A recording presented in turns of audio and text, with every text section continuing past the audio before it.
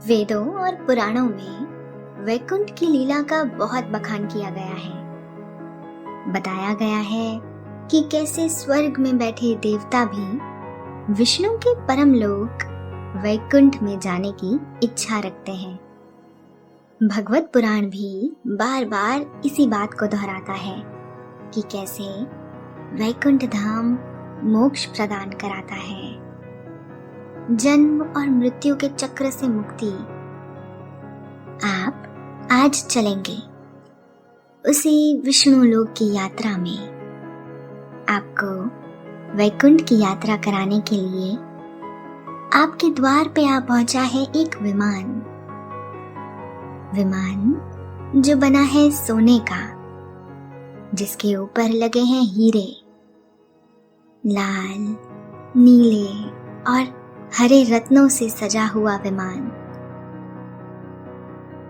विमान जिसमें कोई घोड़े नहीं जुड़े हुए थे। बस रथ के आगे बैठा है एक सारथी जिसने पीले कपड़े पहने हुए हैं। गौर वर्ण का वो सारथी, जिसकी आंखें बहुत मनमोहक है, शरीर बलिष्ठ है और उसने खूब सारे आभूषण पहने हुए हैं। उसने एक कमल पुष्प की माला भी अपने गले में पहनी हुई है, जो उसकी नाभि तक जा रही है। वो आपका स्वागत करता है इस रथ में, रथ जो हवा में तैर रहा था। आप सारथी से पूछते हैं कि कोई घोड़े क्यों नहीं जुड़े हुए हैं और ये रथ चलेगा कैसे? सारथी कहता है, ये रथ आपकी मन की गति से चलेगा। ये रथ चलेगा आपके मन के विचारों से। जैसा आप सोचेंगे, ये वाहन उसी गति से उड़ेगा। जहां आप चाहेंगे वहां ये रथ जाएगा। आप हतप्रभ हैं और बैठ जाते हैं फूलों से सजाए हुए उस स्थान पे, जहां से आप सब कुछ देख पा रहे हैं। रथ निकल पड़ता है नील गगन की यात्रा में। कुछ ही समय में आप वायुमंडल के पार अंतरिक्ष में हैं। अंतरिक्ष में विचित्र शांति है। चमकीले मनोहर सितारों के पार आपका विमान उड़ रहा है। आप अलग अलग ग्रहों को देख रहे हैं। आप अनेकों अनेक आकाश गंगाओं को देख रहे हैं। आप इन रमणीय स्थानों से गुजर रहे हैं। आपका मन प्रफुल्लित है। आकाश की शांति आपके मन में समा रही है और आप अब स्वर्ग के समीप से निकल रहे हैं। बिना किसी आधार के हवा में तैर रहे हैं और स्वर्ग को देख आप आश्चर्यचकित हो जाते हैं। आपको वैकुंठ की ओर जाता देख मार्ग में समय के देवता, प्रहर के देवता, दिवस के देवता, रात्रि के देवता, दिन के देवता, ग्रहों के देवता, नक्षत्रों के देवता, माह के देवता, मौसम के देवता, पक्ष के देवता, उत्तरायण के देवता, दक्षिणायन के देवता, सभी तलों के देवता आप पर पुष्प वर्षा करते हैं। स्वर्ग सोने की आभा के समान चमक रहा है। वहां सभी देवताओं की वेशभूषा में सुसज्जित नजर आते हैं। आप सारथी से पूछते हैं कि क्या यही विष्णु लोक है।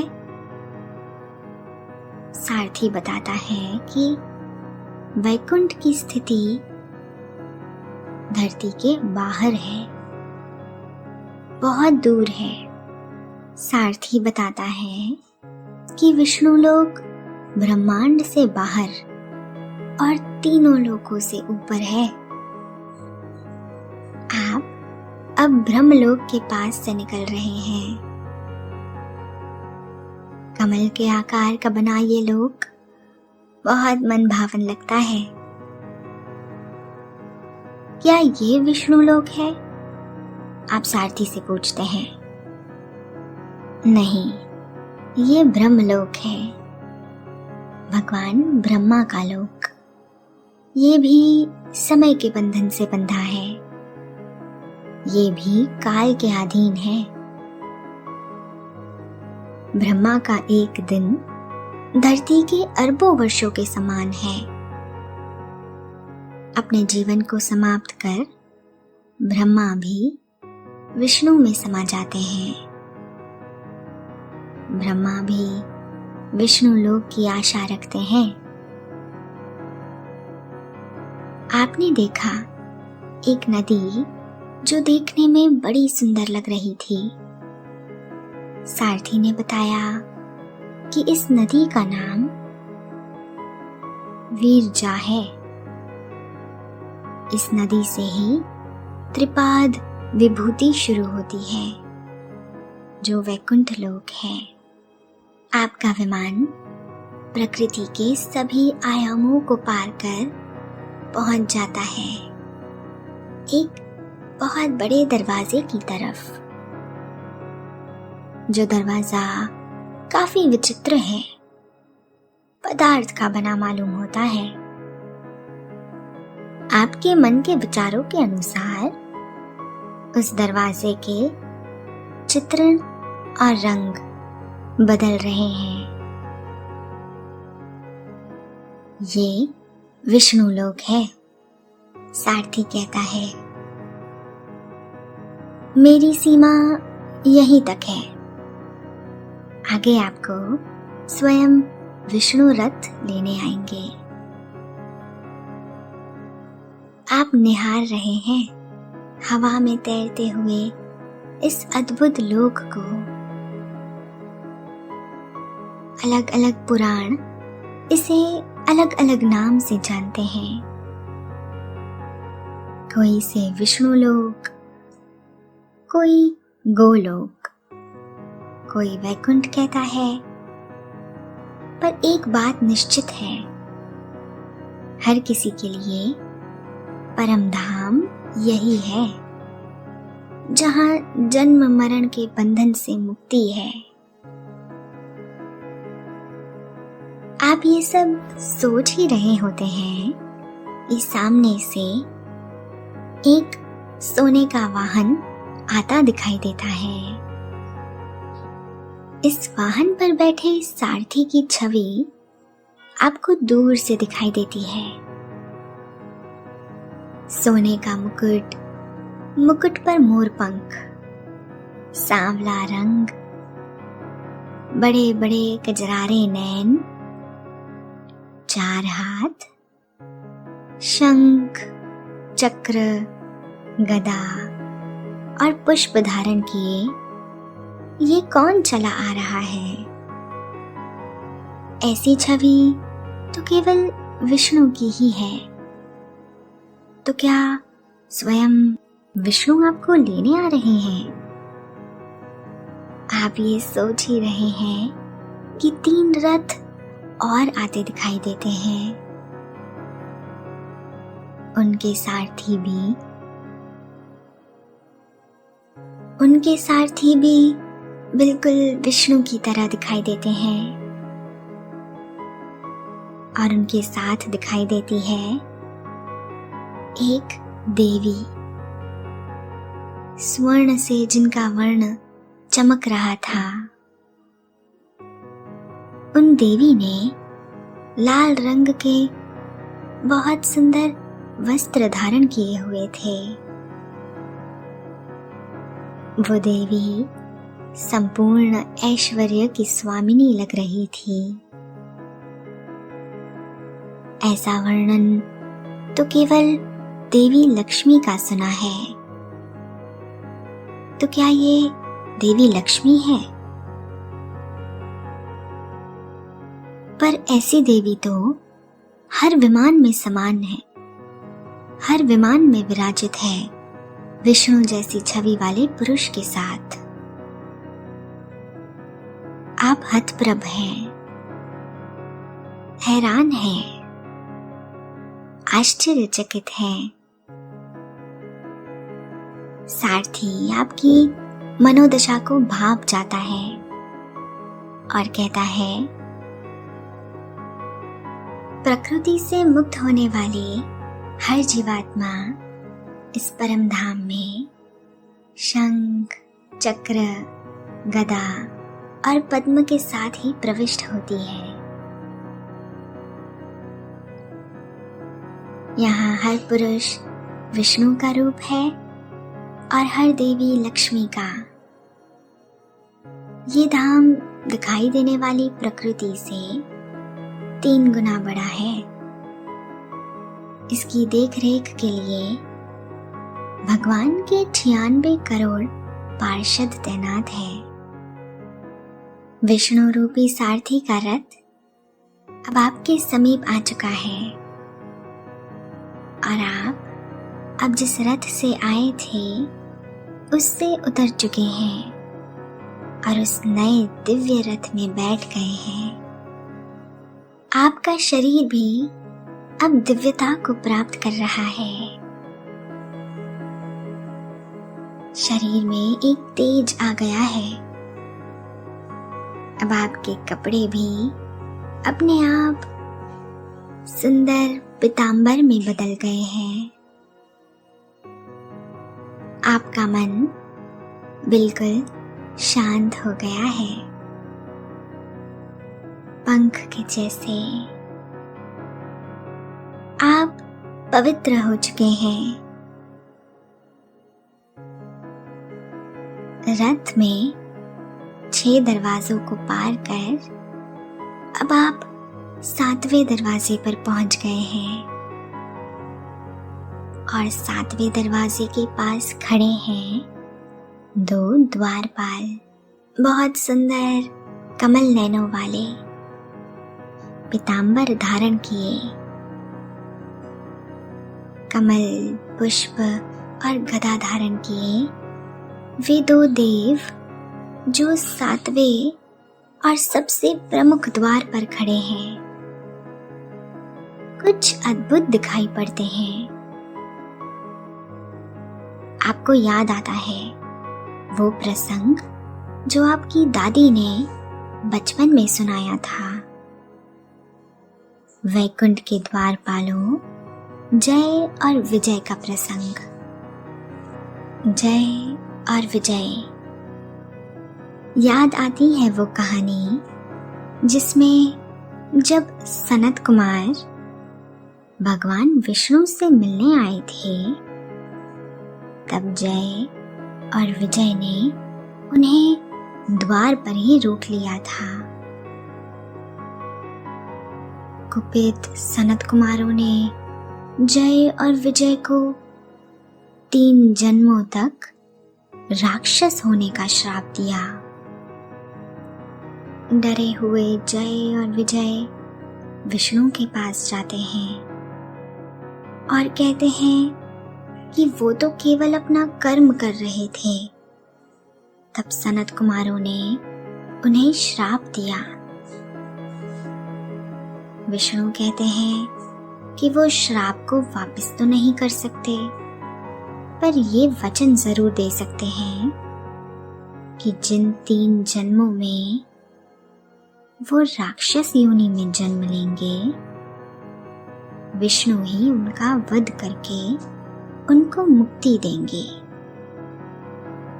इसी कारण भगवान विष्णु ने नरसिंह अवतार और वराह अवतार में हिरण्यकश्यपु और हिरण्यकश्यप का, फिर राम अवतार में रावण और कुंभकर्ण का, और फिर कृष्ण अवतार में शिशुपाल और जरासंध का वध किया था। आप जय और विजय को प्रणाम करते हैं क्योंकि वो भगवान विष्णु को बहुत प्रिय है। सातवें दरवाजे के खुलने के बाद आप विष्णु लोक के अंदर जाते हैं। अंदर की सुंदरता किसी की कल्पनाओं के भी परे है। चारों तरफ विमानों में भगवान विष्णु देवी लक्ष्मी के साथ विचरते नजर आ रहे हैं।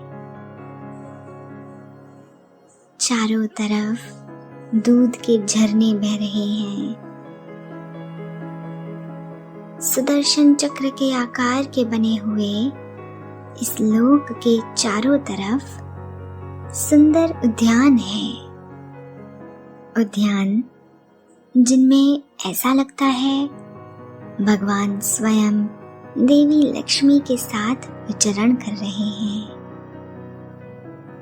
चारों तरफ खूबसूरत कल्प वृक्ष, मनमोहक मोर, कामधेनु गाय आराम से विचरण कर रही थी। सब बहुत मनोरम, सब बहुत सुंदर, सब अकल्पनीय, सब आनंदित। आपका मन बहुत प्रेम से भर गया है। आप खुशी के मारे नाच रहे हैं, निहार रहे हैं चारों ओर। गंधर्वों ने मधुर संगीत बजाना शुरू कर दिया है। भगवान विष्णु के सोने का समय हो चुका है। पर इस लोक के स्वामी भगवान विष्णु है कहाँ? का ध्यान जाता है विष्णु लोक के मध्य में बने हुए एक सरोवर पर। कमल के आकार का बना सरोवर, और सरोवर के बीच एक बहुत बड़ा आकर्षक महल जो पक्का सोने का ही बना हुआ था। सुंदर मूर्तियों से सजा कई मंजिलों वाला महल। आप उस तालाब के पास जाते हैं और सरोवर पर फूलों का बना एक रास्ता अपने आप बन जाता है। बांसुरी की मधुर धुन बज रही है। भगवान विष्णु की शयन आरती हो रही है। आप महल की सीढ़ियों पर चढ़ते हैं और वहां दिखाई देता है एक दरवाजा जो दीपकों से जगमगा रहा है। जैसे ही आप दरवाजा पार करते हैं, उस पार से पार्षद गण उसको सीधे श्री हरि विष्णु के पास ले जाते हैं। महल के अंदर था क्षीर सागर, वही सागर जहां भगवान शेषनाग के शैया पर आराम कर रहे हैं। भगवान विष्णु का एक हाथ उन्होंने अपने सर के नीचे लगाया हुआ है। उन्होंने सोने का मुकुट धारण कर रखा है। मुकुट में नीलम, पुखराज, मूंगा और पन्ना दमक रहा है। भगवान के माथे पर तिलक है, सफेद और लाल चंदन से बना तिलक। भगवान विष्णु के नेत्र आधे खुले हैं और आधे बंद हैं। भगवान के चेहरे पर हल्की सी मुस्कान है। भगवान की थियोड़ी पर सफेद चंदन की एक बिंदु लगी हुई है।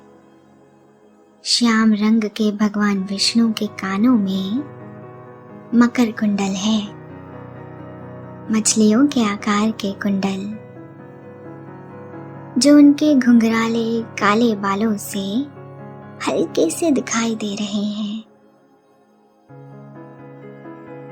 भगवान के गले में एक वैजंती पुष्पों की माला है और उस माला के ऊपर कौस्तुभ मणकों की माला। भगवान ने दिव्य आभूषणों से श्रृंगार कर रखा है। भगवान ने लाल रंग का एक रेशम से बना अंग वस्त्र पहन रखा है और पीले रंग की धोती। बलिष्ठ बाजुओं में बाजूबंद बंधे हुए हैं। ऊपर वाले हाथ में उन्होंने चक्र धारण किया है। नीचे वाले हाथ से कमल पुष्प को पकड़ रखा है। भगवान के पैरों में बहुत सुंदर सी पायल है और देवी लक्ष्मी विष्णु को निहारती उनके पैर दबा रही है। बांसुरी की मधुर धुन बज रही है। निद्रा भगवान के समीप आ रही है। ईश्वर सोने जा रहे हैं। वैकुंठ के स्वामी सोने जा रहे हैं। आप उनके दर्शन करके परम आनंद को प्राप्त करते हैं। आप वहीं बैठ जाते हैं।